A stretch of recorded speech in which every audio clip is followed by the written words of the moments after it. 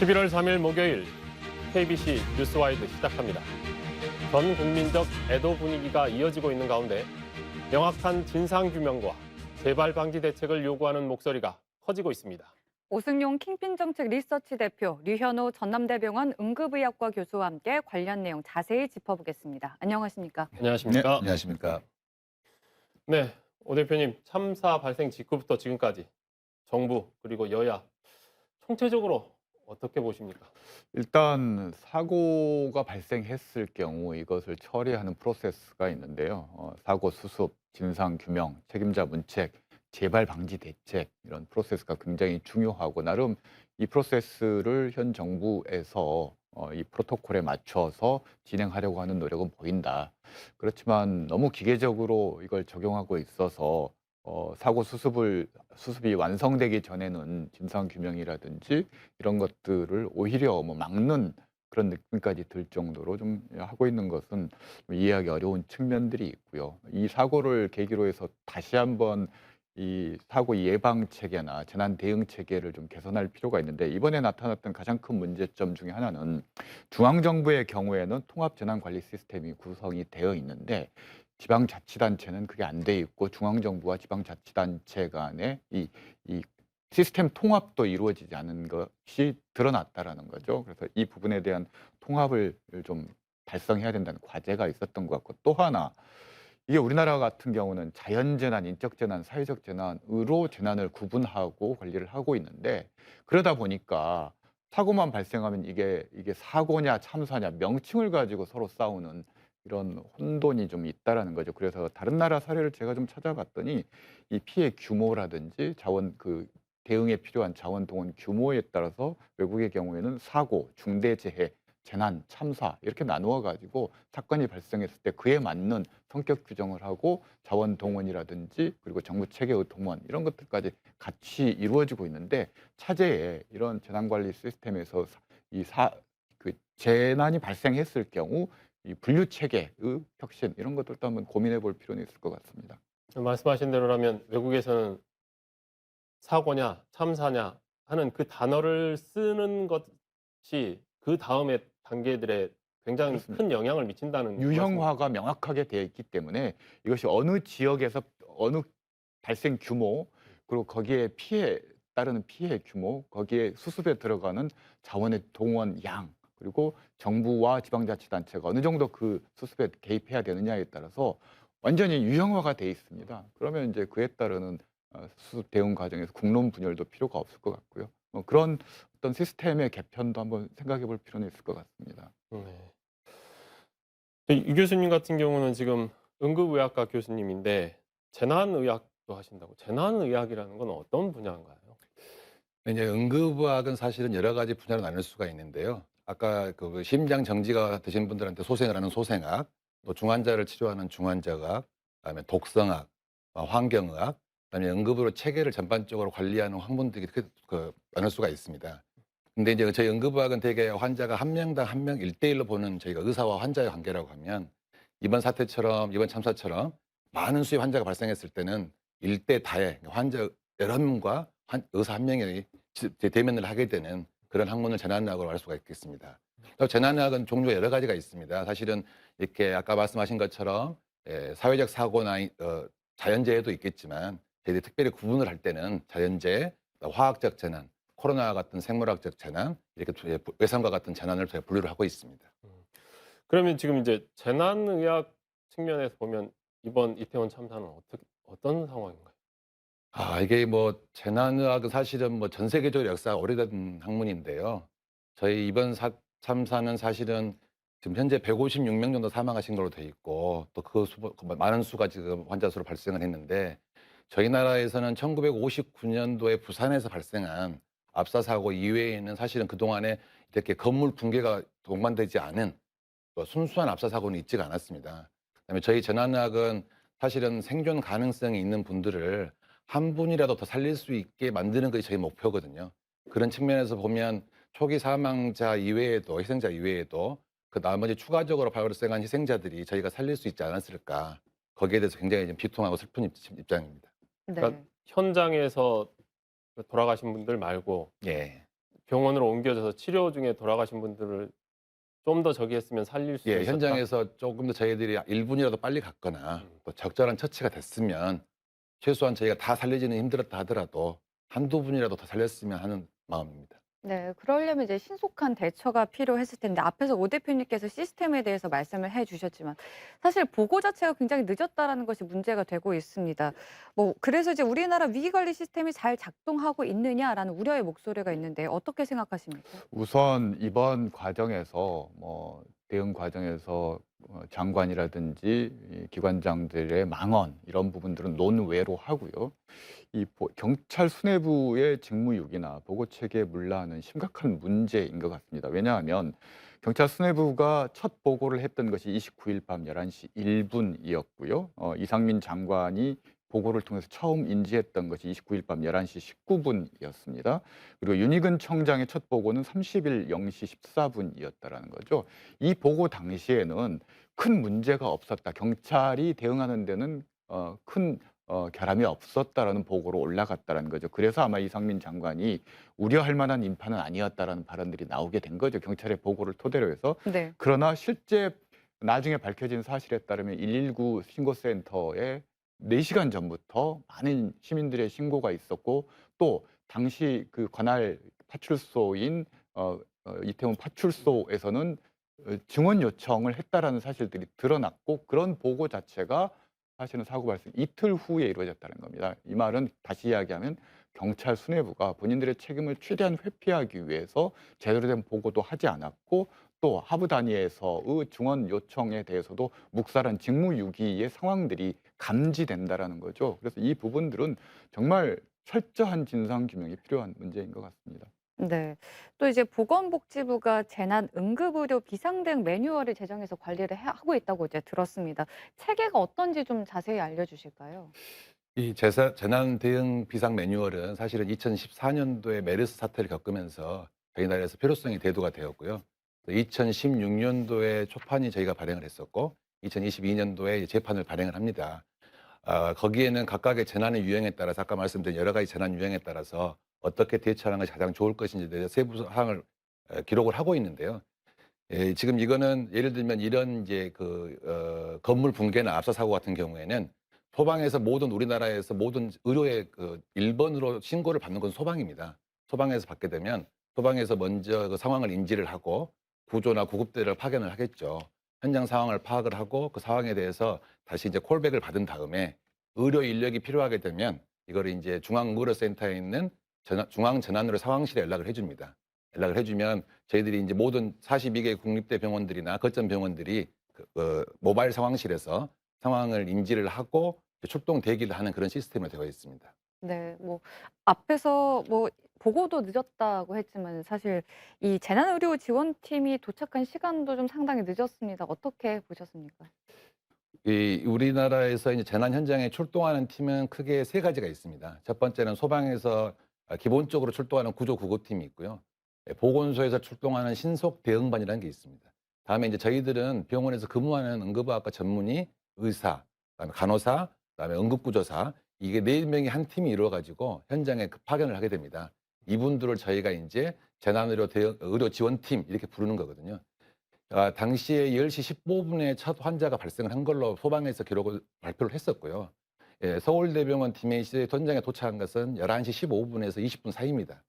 사실은 출동 지령이 떨어진 것이 한 10시 40분 정도 됐기 때문에 아마 첫 환자가 발생을 하고 디메이스를 그러니까 우리 의료 인력을 요구하는 시간까지도 상당한 시간이 좀 걸린 것 같고요. 또 거기서 준비하고 출동하는 데도 시간이 좀 걸린 것 같습니다. 다만 이제 저희 재난의료 지원팀은 병원에서 근무를 하고 있다가 재난이 발생을 하게 되면 그 팀을 꾸려서 10분 이내에 현장에 출동을 하기 때문에 물리적으로 2, 3분 내에 도착을 하겠다. 이런 건 좀 물리적으로 어렵습니다만 아마 추후에 환자 상태를 다시 파악을 하면서 대응팀의 출동이나 도착 같은 게 적절했는지는 또 필요할 것 같습니다. 그러면 말씀하신 대로라면 20분쯤에 첫 환자, 그리고 40분쯤에 지금 재난의료 지원팀을 요구했다는 20분이 중간에 비잖아요.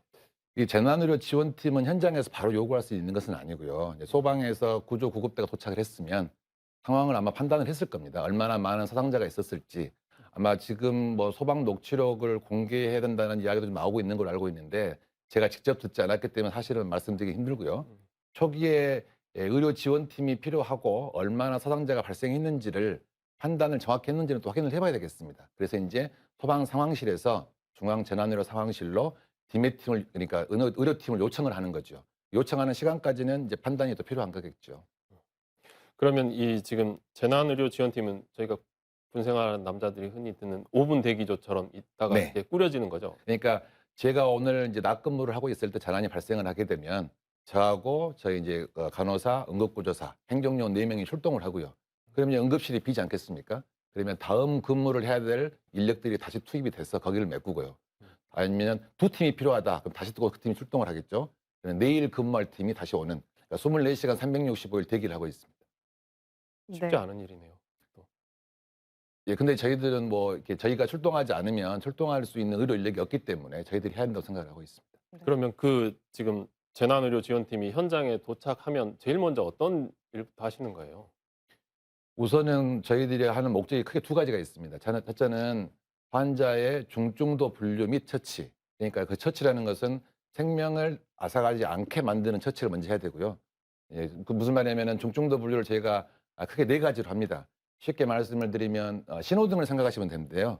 가장 심각한 환자가 빨간색, 그 다음 심각한 환자 노란색, 그 다음이 이제 녹색. 녹색은 경증 환자입니다. 그 다음에 이제 신호등이 다 꺼지게 되면 검정색이 되겠죠. 그러니까 검정색은 사망 환자가 되게 되는 겁니다. 이렇게 4가지로 분류를 해서 빨간색에서 신호등이 꺼지지 않게 검정색으로 바뀌지 않게 하는 처치를 하는 것이 1번 목표고요.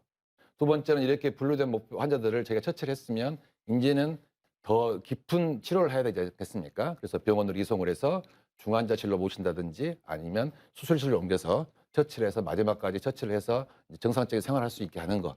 크게 2가지가 저희 재난의료지원팀의 목표입니다. 그렇다고 하면 말씀하신 대로 현장에 도착을 해서 그 재난의료지원팀이 근데 너무 많았잖아요. 네. 사람이 너무 많은데 그 네. 사람들 중에서 그 신호등처럼 그렇게 선택적으로 해야 된다는 게 그렇게 쉬운 일은 아니지 않습니까? 그래서 이제 저희가 강의를 할 때나 학생들한테 강의를 할 때나 학문적으로 보여지는 분류법하고 현장에서 보여지는 분류법 분명히 차이가 있을 것이다 미리 설명을 하고요. 학문적으로 보여지는 분류법은 아주 이상적으로 되어 있습니다. 구별을 아주 쉽게 되어 있으니 방금 말씀하신 것처럼 이렇게 환자가 겹겹이 쌓여 있는 경우에는 해당되지 않습니다. 그래서 이제 구조를 한 분 하시고 바로 빨간색인지 검정색인지 확인을 해야 되겠고 검정색인 환자를 저희가 돌볼 수가 없기 때문에 바로 저희는 빨간색 환자를 소생시키기 위해서 노력을 하게 되는 겁니다. 네, 그 녹취록 이야기를 좀 더 해보겠습니다. 112 신고 녹취록 공개되면서 이제 갑자기 막 여야에서 경질론, 문책론 나옵니다. 그럼 일단은 저희가 그 발언 영상부터 한번 보고 이야기 나눠보겠습니다.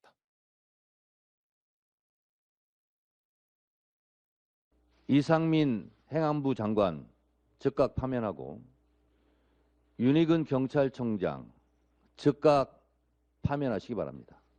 사태 수습에 총력을 다해야 될 총리께서 외신 기자 간담회를 하면서 농담을 했습니다. 농담할 자리입니까? 경찰의 현장 판단이 왜 잘못됐는지, 기동대 병력 충원 등 충분한 현장 조치가 왜 취해지지 않았는지 그 원인은 반드시 밝혀져야 합니다. 사건 수습과 유족들 보호, 위로가 급선무입니다만은 그 기간이 지나면 철저한 원인 규명과 그에 상응하는 책임 추궁이 불가피할 걸로. 네. 근데 장관을 경질시키고 청장을 경질시킨 게 그렇게 중요할까요? 저는 뭐 이번 사고 이후에 이상민 장관이라든지 윤희근 청장이 책임을 피할 수 있는 길은 없다고 봅니다. 결국 책임을 지고 경질할 수밖에 없는 결론에 도달할 거라는 것은 뭐 누가 봐도 쉽게 도출할 수 있는 결론인데 아까도 말씀드렸습니다만 이런 과정에 이르기까지의 프로세스는 좀 엄격하게 좀 따져볼 필요가 있는데 그게 이제 문제점을 도출하고 개선책을 마련하는 것인데 일단 용산 파출소 근무 인원이 11명에 불과합니다. 그래서 할로윈데이를 앞두고 용산 파출소에서 용산 경찰서에 할로윈데이 대비 증원 요청을 했는데 용산 경찰서가 아무런 대답 없이 묵살했다라는 겁니다. 이게 이제 첫 번째 문제라는 거고요. 코로나 이후 3년 만에 최대 인파가 몰릴 것으로 예상했는데 그런 그 예방 의식이 없었다라는 거고요. 두 번째로는 당시 상황이 발생했을 때 여러 시민들의 119 신고 문자들이 들어왔는데 유미진 당시 112 경찰청 상황실이죠. 상황관리관이 이것을 접수하고 현장에 빨리 이 상황을 전파하는 책임이 있는데 이 자정이 다가오도록 이 자리를 뜨고 책임을 회피했다라는 겁니다. 이건 명백한 직무유기 성향이 있다라는 거죠. 그리고 이임재 용산경찰서장도 자리에 부재했다라는 겁니다. 즉, 이 사고를 예방하고 사고가 발생했을 때 즉각적으로 대응해야 될 라인에 책임 라인에 있는 사람들이 전부 부재하거나 직무를 유기했다라는 것은 명백하게 철저하게 진상을 규명해서 따져야 될 문제고요. 또 하나는 윤석열 정부 들어와서 국정상황실이 현재 폐지가 된 상태입니다. 대통령실 개편하면서 과거에 이런 일이 발생했다면 바로 국정상황실에서 사건을 인지하고 몇 초 내에 현장을 CCTV로 확인하고 오더를 내리는 위치에 있었다라는 거죠. 슬림화, 대통령실 슬림화 취지도 좋지만 국정상황실이 폐지되면서 이런 사고나 재난이 발생했을 때 대통령실의 컨트롤 타워 기능까지 같이 사라져버린 것들도 다시 한번 어떤 정치적인 목적도 중요하지만 국민의 생명과 안전이 무엇보다도 중요한데 이런 문제에 대해서도 다시 한번 재고해야 될 그런 상황이고 이런 것들에 대한 문제가 드러난다면 철저하게 책임자들에 대한 문책 당연하다고 저는 생각합니다. 네. 그럼 대표님께서는 경질이 먼저라고 생각하세요? 아니면 일단은 책임을 좀 이렇게 수습을 하고 이후에 규명을 하는 게 맞다라고 생각을 하시나요? 사고에 대한 대응 책임도 있지만 사고가 발생한 다음에 수습할 책임도 분명히 있다라는 거죠. 그래서 이제 그 책임까지 물리는 것이 저는 필요하다고 봅니다. 네. 뭐 사실 언급되는 거는 이제 뭐 이상민 장관이나 뭐 윤희근 청장이지만 박희영 용산구청장도 있고 한덕수 국무총리의 경질설도 나오고 있습니다. 이게 어디까지 퍼질 걸로 좀 예상을 하십니까? 아마도 이분들은 선출직이기 한 분은 선출직이고 한 분은 임명직이긴 합니다만은 선출직의 경우에는 직접적으로 뭐 경질이라든지 이런 책임을 물을 수 있는 위치가 아니고 정치적으로 나중에 선거 과정을 통해서 책임을 물을 수밖에 없는 위치에 있긴 하지만 정치적 무한 책임을 져야 될 위치에 있다는 것은 이번 대응 과정에서 드러난 것 같고요. 한덕수 총리 역시나 저는 이 부분에 대해서 다시 한번 국민들께 엎드려 사과하는 모습을 보여야 된다. 그리고 이후에라도 심기일전해서 사고 처리, 수습에 만전을 기해야 된다고 생각합니다. 교수님, 아까 그 오승영 대표도 이야기하면서 컨트롤 타워 이야기를 했단 말이죠. 이제 아까 저희가 계속 듣고 있었던 재난 의료 지원팀 이런 경우에는 여기에는 컨트롤 타워가 어디가 컨트롤 타워입니까? 그러니까 지금 예, 궁금한 건 예. 광주에도 이런 팀이 있는 거죠. 네, 저희 병원도 24시간 365일 예. 3개 팀으로 돌아가고 있고요. 이제 이거는 사실은 재난의료 지원팀은 말 그대로 의료의 지원이지 현장의 지휘나 이런 건 하지는 않습니다. 우리가 재난 현장이 발생을 하게 되면 전체적인 현장의 지휘는 소방서에서 하게 되어 있고요. 그다음에 이제 저희들 의료 쪽은 현장 응급으로 사용하는 걸 만들게 되어 있는데 거기에 소장님은 보건소장님으로 되어 있습니다. 보건소장님이 현장의 모든 의료의 컨트롤 타워를 하시는 거죠.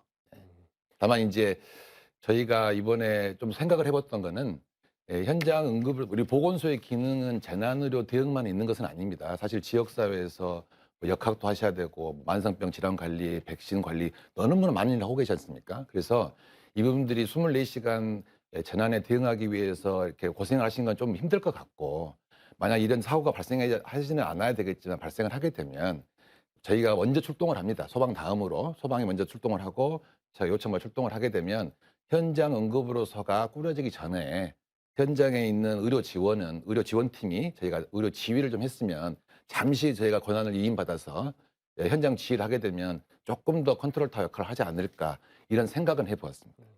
그러니까 지금 아까 말씀하신 중에도 그 신호등 비유를 하셨지만 그런 상황에 있어서 누군가가 정말 책임 있게 그 자리에서 정말 정말 사람의 목숨을 가지고 중요한 결정을 해야 되잖아요. 그런데 이제 이분은 꺼졌다라고 표현은 하긴 그렇지만 그런 것 같으니 좀 뒤로 넘기자 하는 것이 쉽지 않지 않습니까? 그런 선택을 하는 것 자체가. 예, 그러니까 맞습니다. 그래서 재난의학을 하는 사람들을 굉장히 그 좀 어떻게 보면 몰상식하고 비도덕적으로 표현하신 분들도 계십니다. 안타깝게도 2021년도에 학동 아파트 붕괴 사건 때도 저희가 디메디 출동을 했었거든요. 출동을 했을 때 한쪽에서는 심폐소생술을 하고 있고 한쪽에서는 그러니까 심정지가 하지 않게 노력을 하고 있었는데 이제 심폐소생술을 받아야 될 환자분의 유가족들은 또 일반 시민들이 생각할 때는 왜 이분들한테 심폐소생술을 하지 않느냐. 일반 시민들은 좀 이해하기 힘드실 상황이 좀 있습니다. 그래서 그런 경우에 저희들이 설득할 수 있는 시간은 없고요. 그래서 이제 우선은 빨간 환자, 적색 환자를 얼른 병원으로 이송을 하고 현장에 남아서 심폐소생술을 하는 경우가 있는데 그런 경우는 사실은 현실적으로 너무 괴리감이 느껴지고 그런 경우 선택하는 게 너무 힘듭니다. 사실은 우리나라뿐만 아니라 외국에서도 그런 똑같은 경우에 어떤 경우를 선택해야 되는지에 대한 그런 많은 노력도 하고 있습니다. 그러니까 대표님 제가 되게 궁금했던 게 말씀하셨던 거하고 같은 맥락에서 봤을 때 파출소에서는 재난 상황이니까 서해에서 어떻게 좀 해주라 이렇게 분명히 요청이 갔을 텐데 그 요청들을 왜 어떻게 네가 뭐 어떻게 책임지려고 너 파출소가 뭔 책임을 지려고 그런 이야기를 우리한테 하냐. 어찌 보면 그런 게 묵살하는 게 당연한 수순일 수도 있겠다라는 생각이 드는 거죠, 사실. 네. 아무래도 이제 무사안일주의라는 것이 기본적으로 깔려 있다라고 보는데요. 아마 용산 파출소에서 증원 요청을 했을 때도 용산 경찰서에서는 사람들이 많이 몰리겠지만 이게 하루 이틀 있었던 일도 아니고 무슨 일이 있겠어라는 그런 인식들이 결국은 이 사고로 연결될 수밖에 없었다라는 거죠. 항상 사고가 난 경우를 보면은 이런 무사안일주의가 전제가 돼 있는 경우들이 많이 있습니다. 그래서 앞서 뭐 시스템을 개편해야 된다. 뭐 100번 맞는 얘기고요. 시스템과 함께 그 시스템을 움직이는 사람들의 태도, 정신 자세, 마음가짐이 무엇보다도 중요하고 방심하는 순간, 설마 하는 순간 사고는 일어나는 거기 때문에요. 항상 그런 위험 징후가 감지되면 사고가 일어날 수 있다라는 전제 하에서 움직여야 되는데 그러지 못했다라는 것이 이런 참사로 이어졌던 것 같습니다. 저희가 이제 시스템 이야기를 하고 있지만 결국은 응급의료 대응 체계도 개선이 네. 또 한 번은 필요할 것 같고요. 이제 이건 지금 대한민국의 수도인 서울에서 이런 일이 벌어지고 있는데 뭐 광주라고 이런 일이 안 벌어진다는 이제 저희가 설마 했던 일이 벌어져 버렸기 때문에 저희도 광주에서도 벌어질 수 있는 일이라고 생각하면 저희는 어떤 부분들을 이제 현장에서 보실 때 좀 방금도 말씀해 주신 게 있었지만 대처를 해야 되는 것, 좀 바꿔줬으면 하는 게 있다면 어떤 것들이 있을까요? 저희 광주에서 그런 일이 생겼다고 생각하기는 너무 끔찍한 일이고요. 예. 이게 서울이니까 이 정도 수준을 의료 쪽으로만 따지면 이 정도 수준으로 지금 정리가 되고 있는 것 같고요. 실질적으로 당시에 출동한 팀은 15개 팀이 출동을 한 거거든요. 동시에. 그러니까 동시는 아니고 시간적으로 15개 팀이 출동을 하고 서울시 전체에 있는 20개 병원으로 분산 이송이 가능했습니다. 근데 만약에 광주에서 200여 명의 환자가 발생을 한다고 하면 저희가 출동할 수 있는 팀이 과연 몇 개나 되고 또 분산 수용할 수 있는 병원이 몇 개나 되는지 사실은 자가 진단이 필요할 때입니다. 그래서 저희들이 이제 재난 대응 의료 능력이라고 그래서 각 병원마다 예를 들어서 다수의 사상자가 발생을 했을 때 몇 명의 환자까지를 수용할 수 있고 몇 명의 환자까지로 수용이 불가능한지를 자가 진단을 해야 되고요. 이런 자가 진단은 사실은 병원에 물론 법률적으로는 되어 있습니다. 지자체 중심으로 되어 있는데 좀 냉철하게 판단을 해야 될 거라고 생각을 합니다. 저희가 대부분 뭐 몇 개나 가능하시겠습니까? 사실은 또 이게 응급실 하나뿐만이 아니거든요. 이 환자가 아까 말씀드린 것처럼 응급실에 와서 중환자실로 이송을 하셔야 되고 응급실로 와서 수술실을 거쳐야 되고 이게 전체적인 병원의 시스템이 돼 있어야 되고 이게 광주 전체로 또 전남까지 포함이 돼 있어야 됩니다. 이런 것이 이제 준비가 돼야 된다고 생각을 하고 있고요. 앞으로 이제 법적으로 저희가 긴급의료 의료 지원단이라고 응급의료 지원단이라는 게 만들어져 되어 있습니다. 지금 과정 중에 있는데 있는 곳도 있고 지금 올해 지자체에서 만들어야 되는데 그 응급의료 지원단 내에서 이런 것은 얼마든지 이야기를 하고 풀어낼 수 있지 않을까 생각을 해봅니다. 그러면 아까 말씀하셨던 서울은 15개 네. 재난의료 지원팀이 됐는데 저희는 광주는 지금 얼마나 만약에 동시에 똑같은 팀이 출동을 하게 한다면 저희 병원 같은 경우 저희 광주만 따지고 보면은 한 3개 팀 정도가 출동할 수 있을 것 세 개 같습니다. 네. 물론 더 자발적으로 출동할 수 있는 팀이 있을 수는 있겠으나 현실적으로는 한 3개 팀 정도가 제가 가능해 보입니다. 네. 그래서 뭐 요즘에 이제 뭐 심폐소생술 교육이나 아니면은 재난에 대비한 교육들이 필요하다 이런 얘기가 있는데 조금 다른 얘기긴 하지만 최근에 울릉도에 일도 있었고 민방위 훈련을 좀 더 강화해야 되는 거 아니냐. 정부가 재난 훈련을 좀 더 나서야 되는 거 아니냐 이런 의견이 있습니다. 어떻게 생각하십니까? 이번에도 이제 그런 모습들이 나타나고 오히려 공무원들이 제일 빨리 대피했다라는 정말 우픈 뉴스를 접했는데요. 이 재난 훈련이라는 건 이런 겁니다. 그냥 우리가 머리로 인지하는 것과 실제 그 훈련을 통해서 몸으로 체험하는 것은 큰 차이가 있습니다. 그러니까 훈련 과정에서 여러 가지 투덜거림도 있을 수 있지만 그런 과정, 프로세스, 이동처들을 확인해 두고 그 재난 상황이 발생했을 때 대처하는 것과 그거 없이 그냥 어디론가 가야 될지 우왕좌왕하는 상황이 올 수 있다라는 거죠. 그래서 이런 재난 대응 훈련, 민방위 훈련 같은 경우는 이 많은 시민들이 다소 불편할 수는 있겠지만은 재난은 항상 누구에게나 올 수 있는 것이기 때문에 이걸 좀 정례화해서 훈련을 진행하는 것이 모든 국민의 생명과 안전을 지키는 데 있어서 필요하다고 봅니다. 이제 응급의학과 교수님이시니까 저희가 이제 계속 이번 주에 이 비슷한 이야기를 하는데 응급의학과 교수님들은 심폐소생술 같은 경우 일부에서는 학생들, 중고생들 교육 아예 그 시간을 넣자라고 말씀하시더라고요. 그 효과가 있을 것 같습니까? 이번에 보셨겠지만 일반인들이 많은 분들이 심폐소생술 하셨잖아요. 그거는 결국에는 많은 홍보와 교육의 효과입니다. 이게 이분이 심장이 멎었구나. 요거를 느끼는 것이 10%만 올라가면 생존율이 1.3배가 올라가고요. 실제로 거기에서 심폐소생술을 교육을 받게 되면 1.4배가 올라갑니다. 거기에다가 마네킹을 이용해서 한번 해보게 되면은 또 1.4배가 올라갑니다. 그러니까 아마 그분들의 도움으로 꽤 많은 분들도 소생이 됐을 가능성이 충분합니다. 그래서 심폐소생술은 아무리 강조해도 정말 지나치지 않습니다. 그렇다고 하면 이제 뭐 교육 과정에다가 넣는다 치면 학생들은 배우는데 이미 성인이 돼버린 사람들은 어떻게 해야 또? 이제 그래도 지금 요즘에는 저희 전국적으로 따지면 70만 건에서 100만 건의 교육이 이루어지고 있거든요. 꼭 저희들이 의사들이 나가서 하지 않는 교육도 있고 하는 교육도 있고 소방에서 하는 교육도 있고 일반 적십자사나 많은 단체에서 심폐소생술을 하고 있습니다. 그래서 이제 이런 것들은 기회가 되기만 하면 보험이 좋을 것 같고요. 그 기회가 되는 것 중에 아까 말씀드린 것처럼 마네킹이라든지 이런 걸 이용해서 한번 실습을 해보는 것이 훨씬 더 효과가 높을 거로 생각을 합니다. 저희도 이런 지자체가 하는 행사 정부는 주체가 없어서 관리가 안 됐다고 하지만 저희는 행사들 많이 있지 않습니까? 광주 전남 같은 경우, 축제 같은 경우.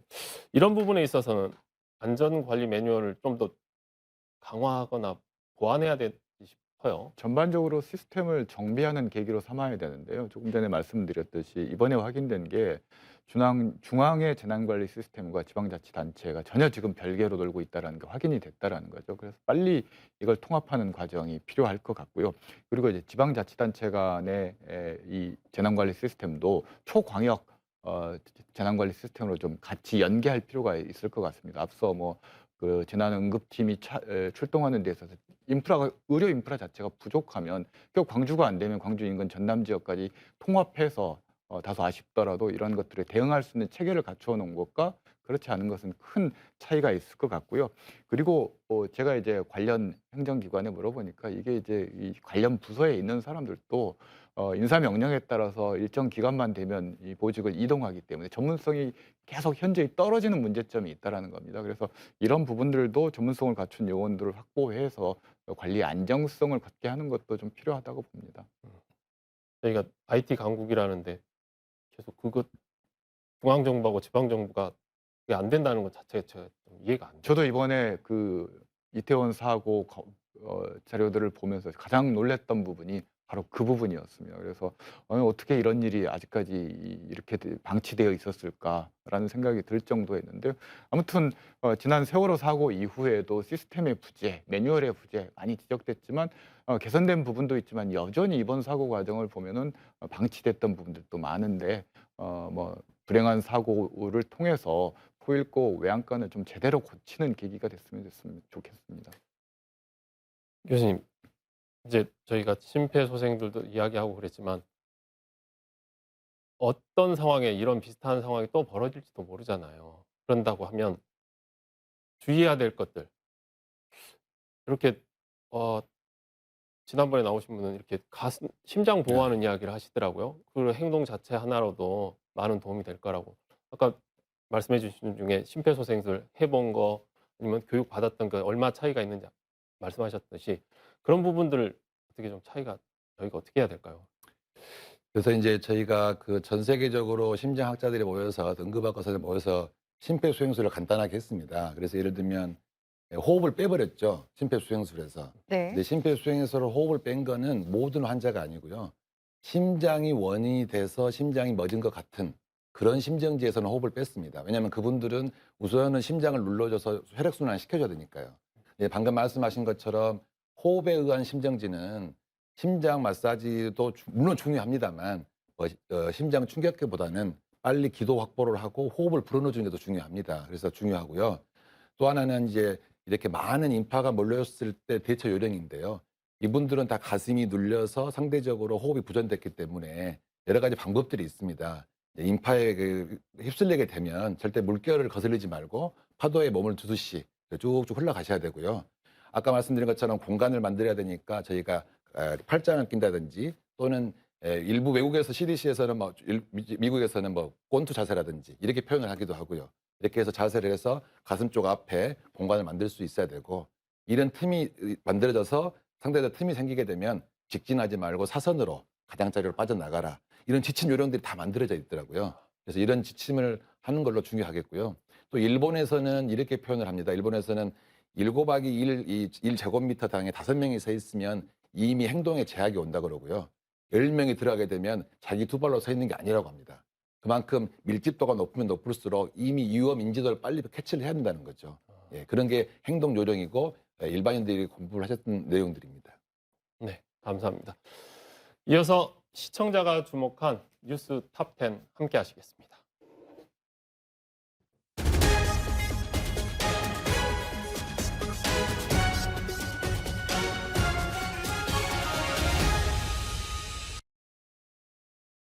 뉴스탑10 오늘은 애도 기간 술자리를 가진 전남도 의원들에 대한 기사가 많은 관심을 받았습니다. 이태원 참사 희생자들을 기리기 위한 국가 애도 기간에 전남도 의원들과 공무원들이 술자리를 가진 것으로 알려졌는데요. 광주 광산구도 공무원과 주민자치위원들이 충북에서 워크숍을 진행하면서 관광을 즐겼답니다. 마음으로 함께 슬퍼한다고 생각하기는 좀 어렵겠네요. 그런가 하면 국무총리도 이태원 참사에 대한 진정성 논란에 휩싸였습니다. 한덕수 국무총리가 이태원 참사와 관련한 외신 기자간담회에서 농담을 건네고 웃음까지 보여서 여야 할 것 없이 비난을 받고 있는데요. 특히 유승민 국민의힘 전 의원은 저런 사람이 총리라니 이 나라가 똑바로 갈 수 있겠냐며 한 총리 경제를 강하게 주장했습니다. 경제 상황도 어려워지고 있습니다. 미 연준이 기준금리를 또 0.75%포인트 올렸습니다. 사상 초유의 4연속 자이언트 스텝인데요. 고공행진 중인 미국의 물가 때문입니다. 이번 금리 인상으로 우리나라 기준금리와 1%포인트 차이로 벌어지게 돼 오는 24일 한국은행의 기준금리 인상폭이 커질 거란 예상에 힘을 얻고 있습니다. 지금까지 뉴스탑10이었습니다. 네, 교수님. 이제 응급의료 쪽 계속 이야기를 해주셨는데 이번 그 이태원 참사 이후에 응급실이나 이런 곳에서 좀 변화가 있나요? 어떻습니까? 찾아오시는 분들이나 이런 환자분들의. 아직은 저희 이제 이번 재난 대응 의료에 대해서 정확하게 통계라든지 백서라든지 평가가 아직 이루어지진 않았고요. 많은 분들이 그래도 지금은 응급의학이 꼭 응급실에서만 존재하지 않고 현장에도 투입이 되고 밖에서도 무언가를 하고 있다는 것을 알아주시는 분들 좀 계시고요. 많은 격려를 주셔서 저희들이 힘이 나기도 합니다. 예. 네. 네. 이렇게 애도 기간에 술자리를 가졌습니다. 어떻게 생각하십니까? 일단 선출직 공직자건 임명직 공직자이건 간에 이 공감 능력이 우선입니다. 그러니까 이런 슬픈 일이 발생했을 때 그것에 공감할 줄 아는 것이 공직자의 기본 자세인데 술자리를 가졌다라는 것은 나와 무관한 일, 그리고 슬픔에 대한 공감 능력이 떨어진다라고 볼 수밖에 없다고 보고요. 또 하나는 선출직 공직자의 경우에 국한해서 말씀드리면 도의원이 됐건 또 서영석 국회의원 사례가 됐건 뭐 감찰 지시하고 합니다만 그걸로 끝나버린다라는 거죠. 그럼 확실한 다음 선거에서 불이익을 줘야 되는데 그 불이익이란 게 결국은 공천에서 배제하는 것과 같은 강도 높은 징계일 텐데 그런 게 없다 보니까 감찰이라는 것은 그냥 말 그대로 감찰하고 끝나는 징계는 아니라는 거죠. 그런 징계와 연계됐을 때 이런 부분들을 좀 더 이런 일이 발생하지 않도록 강제할 수 있는 그런 조치인 것 같습니다. 근데 일부에서는 대통령이 11월 5일까지를 지금 국가 애도 기간으로 지정을 했지 않습니까? 그것을 가지고도 말들이 좀 많더라고요. 그러니까 정작 그 기간 동안에 다른 이야기를 못 꺼내게 하기 위해서 한 거 아니냐라는 얘기도 있습니다. 그 뭐 부분은 좀 그렇게까지 저는 보지는 않습니다만은 이제 국가적인 사고, 세월호 사고 이후에 최대의 사고이고 그런 사고에 대해서 국민적 슬픔 표출하고 있는 상황이기 때문에 최소한의 저는 슬픔을 표현하는 기간이라고 생각을 하고 그것이 이제 같은 공동체 안에서 살아가는 사람들의 의무라고도 저는 생각을 합니다. 그리고 이제 그 이후에 진상 규명과 함께 규명이 이루어지면 거기에 대한 비판과 책임 추궁 이런 부분들은 어떠한 장벽도 없어야 된다고 봅니다. 네. 참 컨트롤 타워 계속 얘기를 했는데요. 컨트롤 타워의 의식 부재다 이렇게도 볼 수 있을 것 같은데 재난 의료에서 이 컨트롤 타워가 얼마나 중요한지 좀 간략하게 설명을 해 주실까요? 뭐 모든 분야에서 컨트롤 타워는 가장 중요한데 특히 재난의료의 부분에서는 인명하고 관계가 있지 않겠습니까? 사람의 생명이 있고 또 그 생명이 다수이기 때문에 한 분의 실수가 되게 되면 많은 수의 희생이 따르게 됩니다. 다른 분야와 마찬가지로 재난의료에서는 많은 수의 생명을 구하기 위해서는 꼭 제대로 된 컨트롤 타워가 필요하다고 생각합니다. 네. 감사합니다. 두 분 함께해 주셔서 대단히 감사합니다. 네, 감사합니다.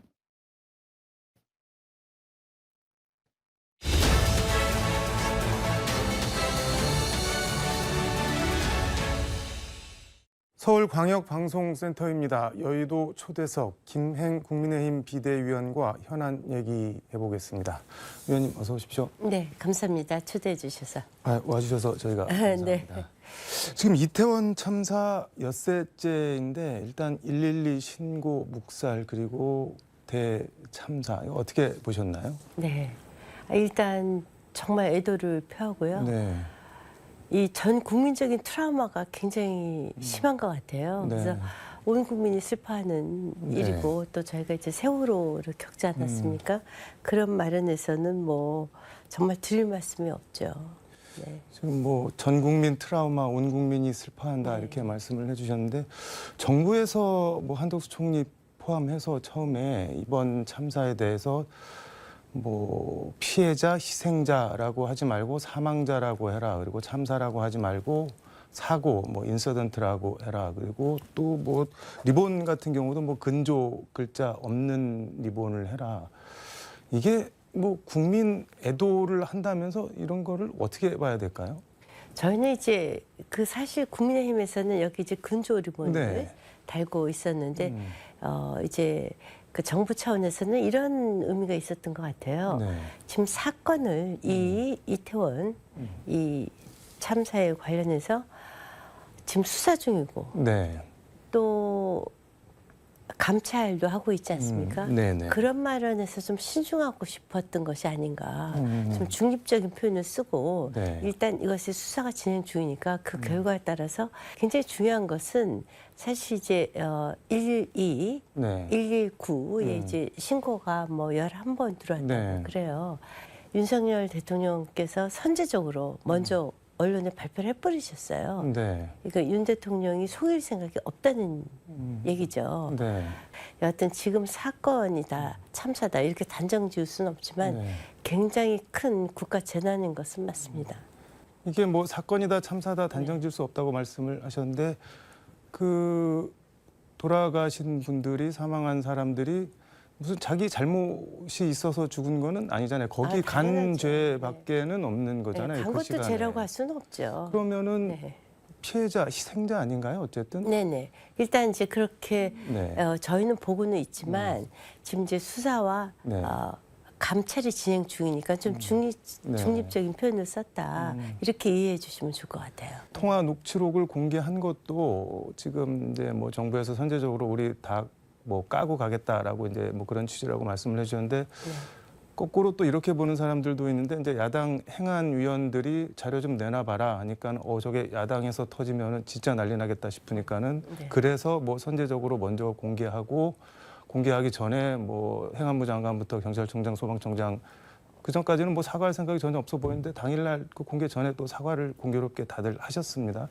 이거 어떻게 봐야 될까요, 그러면? 여하튼 윤석열 대통령께서 먼저 다 공개해버려라. 그래서 투명하게 조사해라라는 네. 분명한 의지를 천명하셨기 때문에 더 이상 감출 것이 없을 것 같아요. 네. 또 하나 이제 대통령께서 시간대별로 분초별로 네. 당신이 어떠한 지시를 내렸는지 네. 언제 보고 받았는지를 다 밝히고 있지 않습니까? 네, 네. 솔직히 말씀드리면 지금 현재 국민의힘 여당 입장에서는 세월호 트라우마가 상당히 큽니다. 그런 저희의 교훈 때문에 이번에는 대통령이 먼저 네. 당신의 행보부터 다 밝히고 있어요. 네. 그런 점을 좀 너그럽게 봐주셨으면 좋겠다 네. 이런 생각을 합니다. 지금 시간대별로 세세하게 공개를 다 하고 계신다 말씀을 네네. 해주셨는데 네네. 저는 뭐 잘 이해가 안 되는 게 이게 네. 지금 보고를 받은 시간을 보면은 윤석열 대통령이 23시 01분, 이상민 장관, 오세훈 시장이 23시 20분, 그리고 윤희근 경찰청장이 그 다음 날 00시 14분 이렇게 보고를 받아서 이게 좀 체계나 시스템이 거꾸로 된 거 아닌가요? 어떻게 대통령이 제일 먼저 보고를 받고 담당 경찰청장은 뭐 거의 사고 2시간이 지나서 보고를 받고 이거는 뭐 어떻게 봐야 네, 될까요? 저도 사실 그 점이 참 예. 이해하기 힘들어요. 굉장히 의외이고 이것을 다 밝혔다는 것은 네. 그만큼 수사 의지가 확실하다. 저는 이렇게 좀 네. 봐주셨으면 합니다. 이게 경찰 수뇌부가 그날 정신이 어디 다른 데가 있었던 거 아닐까요? 그러니까 뭐 저는 경찰이 그 광화문 시위에 굉장히 집중하지 않았을까. 네. 사실 상당히 많은 그 경찰이 투입이 됐죠. 네.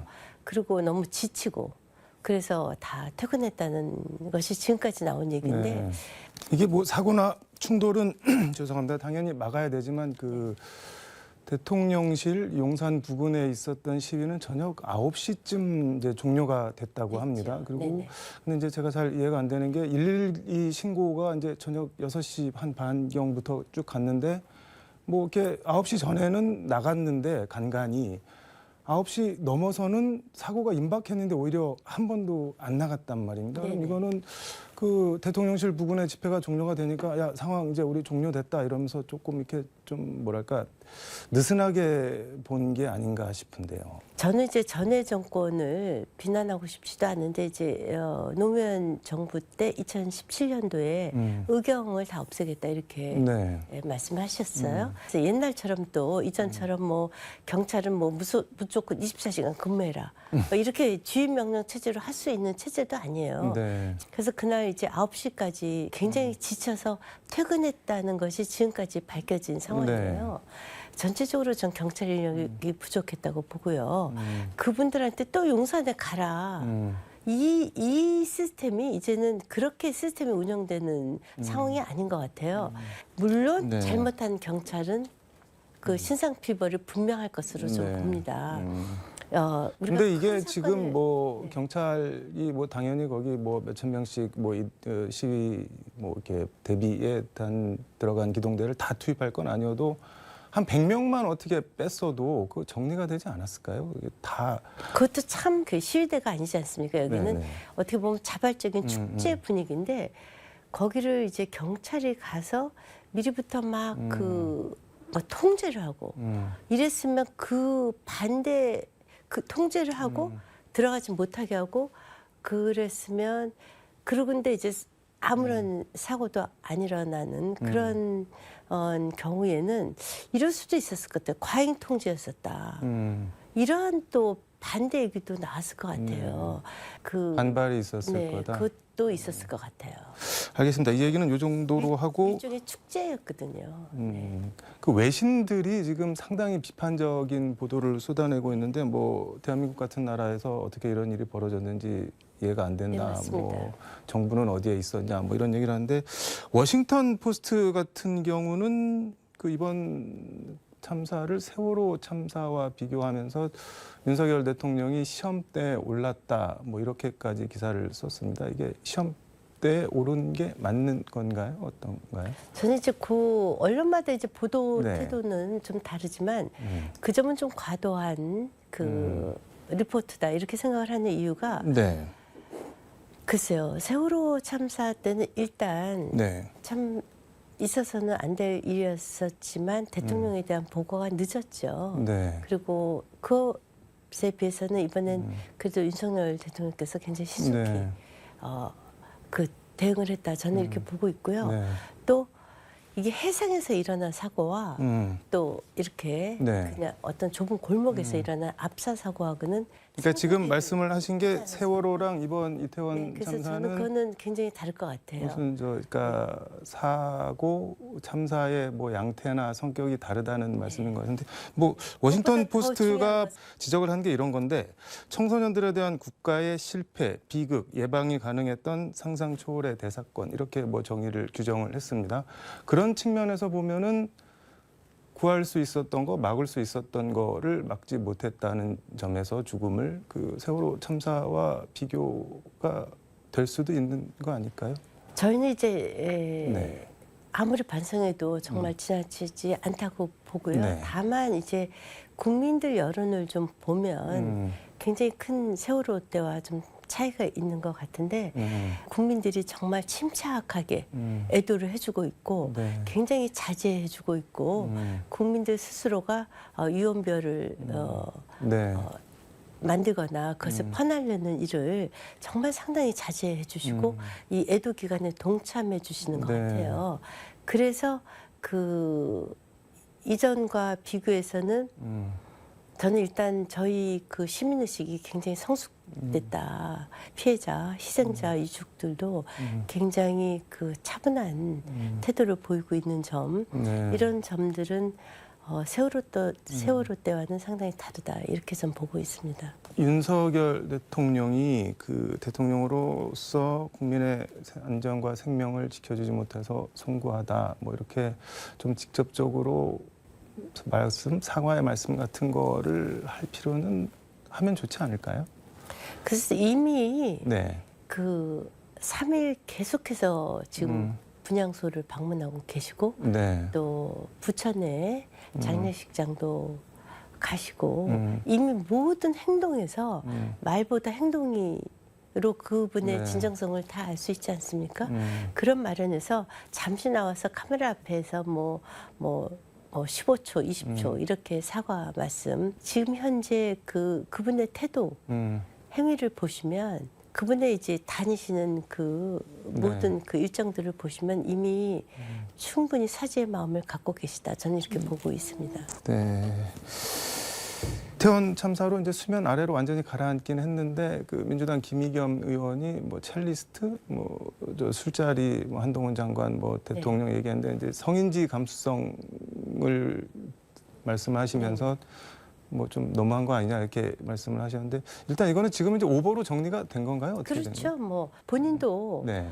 지금 이제 첼리스트에 대해서 수사 지금 하고 있지 않습니까? 네. 네, 이거는 뭐 그 김의겸 의원 본인도 뭐 윤석열 대통령이 뭐 특정 발언을 사과하면 나도 사과하겠다 하니까 본인도 인정을 한 거예요. 네. 인정을 했지만 사실 그 남자친구와 사적인 대화, 동의받지 않는 대화가 또 제보를 한다는 것조차도 동의받지 않은 그런 상태에서 국감에서 틀어진다면 그 여성이 받은 충격은 말도 못했을 것 같아요. 그건 있을 수가 없는 거거든요. 그분은 또 누가 지켜주나요? 그분은 예. 결혼할 수 있을까요? 또 그분은 앞으로 첼리스트라는데 뮤지션으로서 활동하기가 상당히 어려울 것 같아요. 개인의 인격이 이렇게 파탄이 돼갖고 그것도 거짓인데. 그러면 그것으로 거꾸로 도대체 뭘 말씀드리면 얻겠다는 건지 그게 모르겠어요. 뭐 사실이 아니라면은 뭐 난 그런 데 간 적 없고 그런 술자리도 없었고 그러면은 뭐 이게 공개가 된 거는 상당히 뭐 부적절 본인 입장에서는 피해를 엄청 받겠지만 그 향후에도 더 영향을 미칠 일이 있을까요? 그런데? 그래도 이제 그 해당 여성이 뭐 몇 년 전에 뭐 연주했었던 장면이라든가 뭐 그 여성의 발언 내용이라든가 사진 네. 등등이 전부 다 공개가 돼버렸어요. 그럼 2차 그 가해가 여성이 있었죠. 네네 인스타그램에 이렇게 다 들어가 보면요 다 퍼날라 갖고 저는 이제 그것도 다 좀 네. 지워주셨으면 좋겠어요. 여성의 얼굴이 다 공개가 됐는데 아 저 여성이 바로 그 첼리스트야. 그것을 견디기 쉽지 않을걸요. 그러니까 좋은 글씨 낙인이 이미 그럼요 찍혔다는. 좋은 것이죠. 네네. 김기현 의원이 오늘 페이스북에 뭐 이번 참사 관련해서 온갖 비리 의혹으로 죽상이던 이재명 대표가 요즘 얼굴에 웃음이 가득한 모습이다 이렇게 얘기를 했는데 저는 이런 생각은 들어요. 이 이태원 참사와 또 그 지금 이재명 네. 대표와 관련돼서 한 9가지, 10가지 수사가 진행되고 있지 않습니까? 네. 그건 완전히 별개다. 그리고 네. 이미 그 이재명 대표를 향해서 모든 증언들이 모아지고 있고 관련된 김용 이런 분들이 좀 네. 구속되고 영장이 발부되고 뭐 이러고 있지 않습니까? 네. 그래서 그것은 이제 별개로 따로 각각 진행될 것이라고 봅니다. 이게 뭐 이른바 사정정국이라고 야당에서 비판을 했는데 이태원 참사를 겪으면서 이게 조금 뭐 상황이 바뀌지 않겠냐라는 뭐 예상도 있는데 그거랑은 상관이 없다는 그런 말씀인 거네요. 절대로 그런 일은 없을 겁니다. 그리고 있어서도 안 되고요. 왜냐하면 죄를 졌으면 반드시 죄값을 받아야 되는 것이 공정한 사회 아니겠어요? 죄를 졌다고 단정을 하시는 그래서 네. 지금 이재명 대표는 피의자 신분이고 네. 범죄 혐의자 신분입니다. 그래서 당당하게 수사를 응해 주셨으면 좋겠고요. 네. 이재명 대표께서 당당하시다면 빨리 수사에 응해 주시고 적극적으로 협조해 주시는 것이 본인을 위해서도 좋을 것 같아요. 이 애도 기간 수습이 좀 어느 정도 끝나면은 그럼 검찰 소환 같은 것도 바로 있을 거라고 예상을 하시는 거네요. 저는 이제 바로 이제 측근들이 뭐 네. 구속되고 뭐 출국 정지되고 또 그 영장이 발부되고 있지 않습니까? 법원에서 영장을 발부했다는 것은 혐의를 입증할 네. 수 있는 충분한 근거 자료가 있다라고 판단한 것이고 네. 검찰은 혐의 입증에 자신이 있다 이런 반증이니까 그런 마련에서 길지는 않을 것으로 봅니다. 네. 알겠습니다. 오늘 말씀하시는데 눈가가 좀 촉촉하게 많이 젖기도 하셨는데 저도 딸을 키우니까 딸 키우는 부모 마음이 다 똑같죠. 알겠습니다. 키우는 부모 마음이. 오늘 말씀 여기까지 듣도록 하겠습니다. 네. 고맙습니다. 네, 고맙습니다. 네. 네, 지금까지 서울광역방송센터에서 김행 국민의힘 비대위원과 함께 전해드렸습니다.